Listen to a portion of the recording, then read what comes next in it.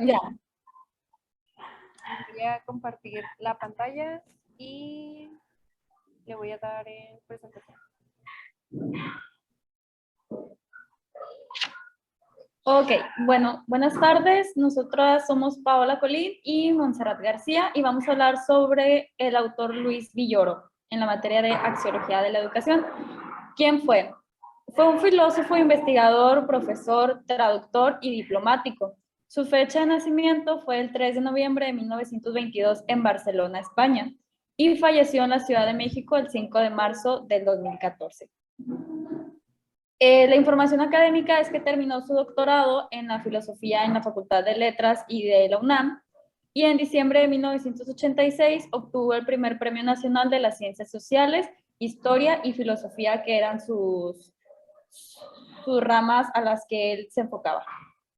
También cabe destacar que, pues, bueno, él fue maestro en la Universidad de México, es decir, en la UNAM, y también ganó un premio a nivel mundial y lo reconocieron por el tema de las humanidades. Él se especializaba mucho en las humanidades y se centró a partir de ello también en diferentes obras, también trató de que pues su punto fuerte, que eran las humanidades, pues se viera reflejado dentro de sus libros, tesis, ensayos y algunos, pues sí, algunas obras que él pues trató de compartir para que nosotros pudiéramos ver la manera en la que él se centraba, tanto en su contexto como en las humanidades, que era pues su fuerte realmente. Entonces, pues por eso fue reconocido a nivel mundial Luis Villoro Toranzo. Posteriormente tenemos una de sus obras más destacadas. Estas solamente son algunas, porque existen demasiadas, y la primera que pusimos fue El proceso ideológico de la Revolución de Independencia de 1953. La segunda fue el libro de páginas filosóficas, que salió en 1962. La tercera fue La idea y el ente en la filosofía de Descartes, en 1965. La siguiente es Creer, saber y conocer, en 1982. Después, El poder y el valor, La significación del silencio, Los retos de la sociedad por venir, El concepto de ideologías y otros ensayos, y El pensamiento moderno.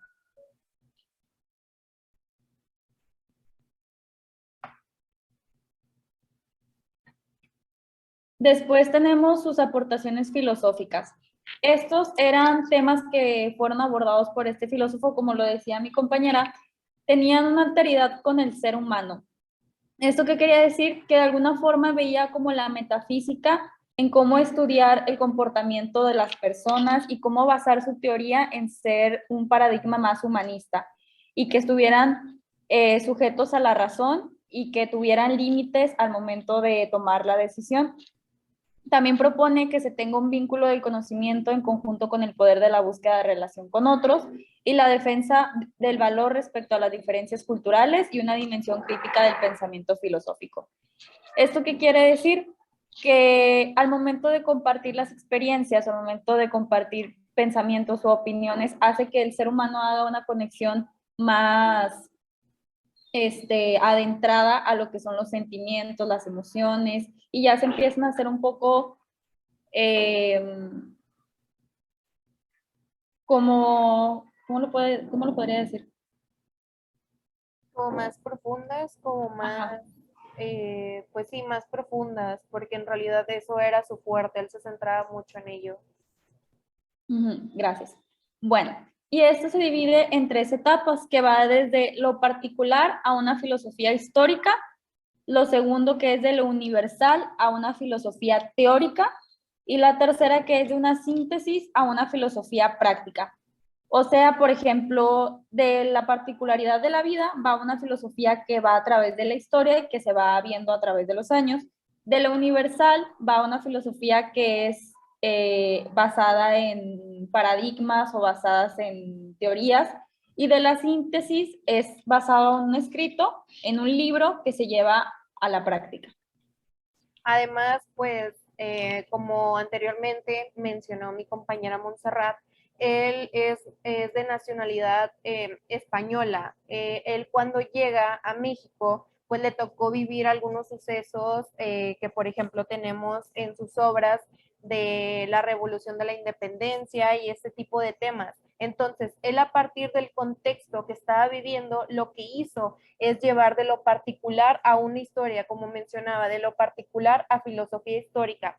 Lo que hace es que, de acuerdo al contexto, a las vivencias que estaban pues sucediendo en ese momento, lo que hace es relatar esos sucesos y de esa manera relacionarlo con un poco de pues, la filosofía. Él decía que la metafísica de la alteridad es que somos Montserrat y Paola son seres completamente diferentes y distintos. Si bien tienen similitudes, ambas mujeres estudian en la misma escuela, a lo mejor tienen los gustos similares, pero ¿qué sucede? Que Paola no es Montserrat y Montserrat no es Paola, son seres distintos.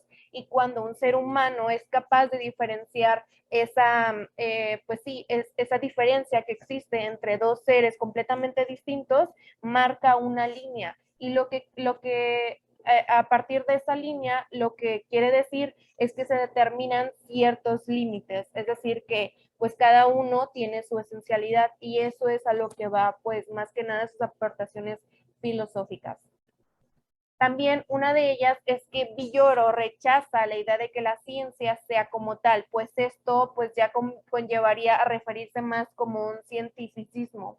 Con esto se refiere a que el cientificismo se refiere a la exageración que se hace de la ciencia. Villoro lo rechaza completamente y lo que él dice es que no creamos realmente en todo lo que dice la ciencia.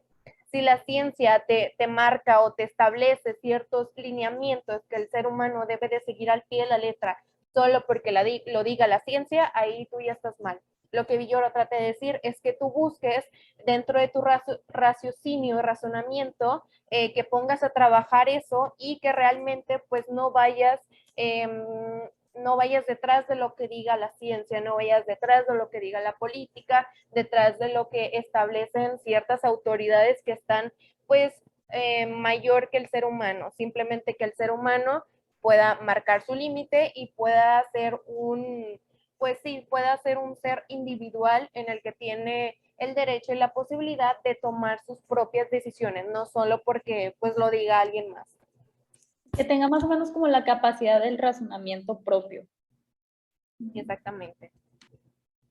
Y bueno, pues ya pasando a las aportaciones axiológicas, Villoro lo quisimos mostrar más o menos así para que sea mucho más fácil de comprenderlo, pero él dice que el valor es lo que nos falta identificar. Él menciona que en el estado de salud, la ausencia de una sensación de carencia nos dificulta percibir su valor. Por ejemplo, cuando nos encontramos enfermos, se nos dificulta percibir su valor. Solo pues en la enfermedad sentimos la imperiosa necesidad de lograrla. O, por ejemplo, quienes más padecen injusticia buscan más y luchan más por tener la justicia. Es decir, que en aquellas situaciones vulnerables es cuando más buscamos aquel valor que nos hace falta. Y dice también que nadie conoce su bien hasta que lo ve perdido. En este caso, por refiriéndonos pues, a situaciones que nosotros consideramos valiosas, como la salud, los estudios y todo eso. De esa cierta manera, pues clasifica los valores de dos maneras. Valores intrínsecos, aquellos que son esenciales para el ser humano, y los valores extrínsecos, aquellos que no son esenciales. Hablamos de materialismo. Y para eso también nos regala como que un relato para que sea mucho más fácil de comprenderlo. Y dice que un automóvil valioso es el que tiene las propiedades que desearíamos para cualquier auto. Velocidad, comodidad, no sé, estética, que esté bonito realmente, aunque no lo manejemos.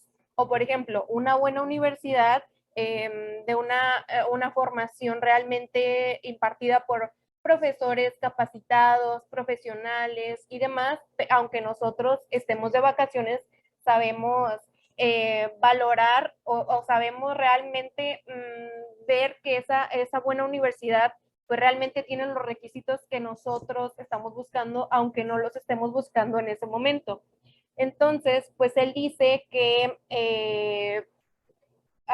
pues de esa manera la clasificación de los valores existe, porque pues aunque tú no los estés buscando, valoras que la universidad es buena, que el auto es bueno, que te conviene, aunque ahorita no sepas manejar o no lo quieras utilizar. Y también menciona que eso de la racionalidad pues es realmente importante dentro del ser humano, porque para nosotros valorar algo es necesario hacer uso del raciocinio y pensar realmente pues qué es valioso para nosotros, ¿no? A qué le podemos clasificar cierto valor y a qué otro pues no se lo podemos clasificar tanto o se lo clasificamos pero pues simplemente hacemos esa jerarquización de qué es más esencial, qué es más importante, qué es más bonito, qué es lo que realmente me gusta, quiero, pero no necesito. Entonces, pues de esa manera él trata de clasificar los valores.